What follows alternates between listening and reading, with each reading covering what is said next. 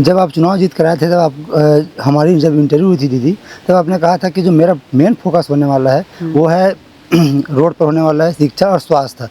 आज हम 2 साल के बाद आपसे चर्चा कर रहे हैं और लोगों से हम चर्चा की है, तो कहीं ना कहीं जिस रफ्तार से काम होना चाहिए था उस रफ्तार से काम हो नहीं पाया है। तो कहाँ पास दिक्कत आ रही है, क्या ऐसी अड़चनें जिनके चलते आप वहाँ तक सुविधा पहुँचा नहीं पा रही हैं, अभी धीमे गति में पहुँचा रही हैं? देखिए अभी मेरे ख्याल से 2 साल पहले की स्थिति अलग थी, अभी स्थिति अलग है। और हम लोग लगातार प्रयास करते रहे हैं यहाँ की जन समस्याओं के लिए। अभी जितना रोड मेरा ख़राब था उतने सारे रोडों को मैंने प्रयास कर करके बजट में ले आया है। बड़े बड़े पुल हैं वो भी बजट में आ चुका है और कई जगह भूमि पूजन भी हो गया है, जो काम अभी चालू होने वाला है। चाहे सिहावा गणेश घाट के पास का पुल हो, चाहे काजल नदी पे पुल हो, ये पुल जो है हमारे प्रयास से बजट में आया और कार्य सैंक्शन के लिए भूमि पूजन भी हो चुका है जी। तो ये और रोड का भी पहले ख़राब था और अभी से रोड बन भी रहे हैं।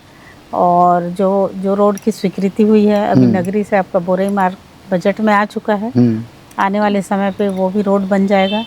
आपका कुकरेज से बनरोद वाला रोड है जिसकी मांग हमेशा पब्लिक की रहती थी, वो भी बजट में आज मैंने जितना लगाया था विधानसभा में वो प्राय बजट में आ चुका है। अब उसके प्रशासकीय स्वीकृति के लिए मैं प्रयास करूंगी और मुझे पूरा विश्वास कि आने वाले समय पे वो भी हो जाएगा जी। कुछ पंचायत में हम गए हैं दीदी, चूँकि आपका जो विधानसभा क्षेत्र है ज़्यादातर आदिवासी बहुल क्षेत्र है और लोग गांव में रहते हैं। तो गांव में जब रहते हैं तो वहाँ मुख्य समस्या रहती है पानी की, पानी और बिजली की। जिस प्रकार से बिजली की बिल ज़्यादा आ रही है या पानी की समस्या, क्योंकि जो स्तर है जल वो बहुत नीचे चला जा रहा है और जो हर घर नल जल योजना वाली है वो अभी तक काम पूरा नहीं हो पाया है, जिसकी वजह से उन लोगों को साफ पानी नहीं मिल पा रहा है। तो इन क्षेत्र में काम करने के लिए, काम में तेजी लाने के लिए क्या कुछ प्रयास किया जाए ताकि आम जनता को स्वच्छ पेयजल मिल सके? देखिए स्वच्छ पेयजल के लिए तो मैंने बहुत गांव में, बहुत पंचायतों में टैंकर भी बांटा है अपनी निधि से कि पानी की समस्या है करके। और जल जीवन मिशन में तो बहुत सी जगह दिक्कत है, कहीं पे पाइपलाइन लगा है तो टंकी नहीं बना, टंकी बना है तो पाइपलाइन नहीं। इसके लिए बार बार मीटिंग में हम लोग इस बात को उठाते हैं, लेकिन अभी ये सुनने में आया कि ठेकेदारों को पेमेंट नहीं कर रही है सरकार, इसलिए भी काम रोक दिया गया है। तो अलग अलग पंचायतों की अलग अलग समस्याएं हैं और अभी जल स्तर नीचे तो हो गया है, लेकिन मेरे द्वारा ये प्रयास किया गया है कि जहाँ पर पानी की समस्या है वहाँ पर मैं टैंकर दूँ। ज़्यादा से ज़्यादा टैंकर मैंने हर पंचायतों को बांटा है, उसका सुविधा उनको मिल रहा है अभी। और नल जल के लिए तो मैंने कई बार ध्यानाकर्षण लगाया, प्रश्न लगाया लगातार हर विधानसभा में।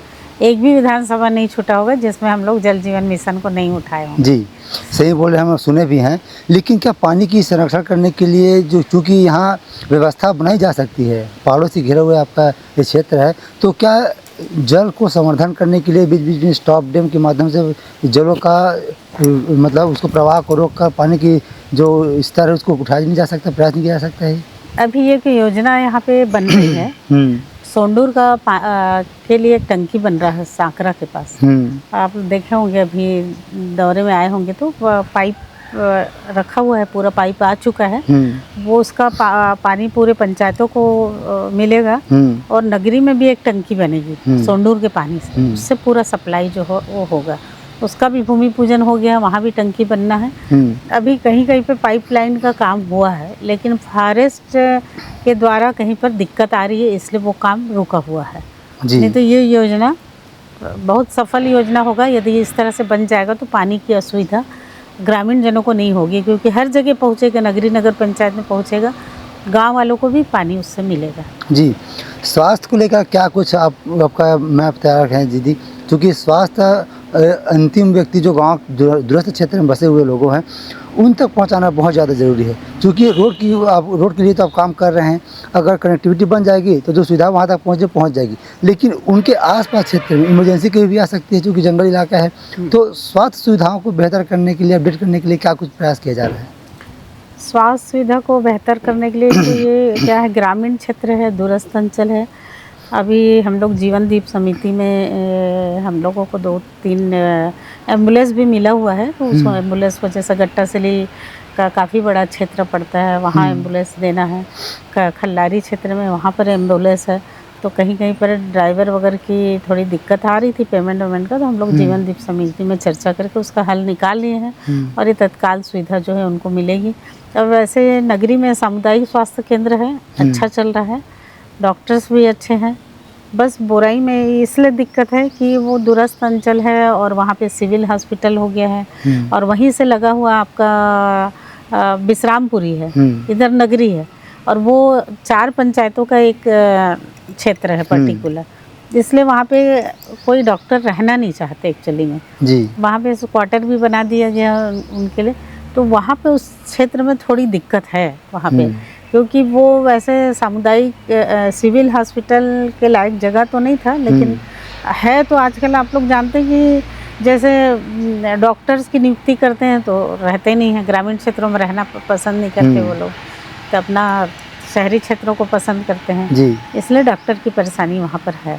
और स्वास्थ्य सुविधा को बेहतर करने के लिए हम लोग लगातार प्रयास करते हैं कि वहाँ की पेयजल व्यवस्था अच्छी हो, उनको लोगों को सुविधा मिले कि तत्काल यदि यहाँ से रिफ़र करना होता है तो धमतरी रिफ़र के लिए एम्बुलेंस की व्यवस्था है।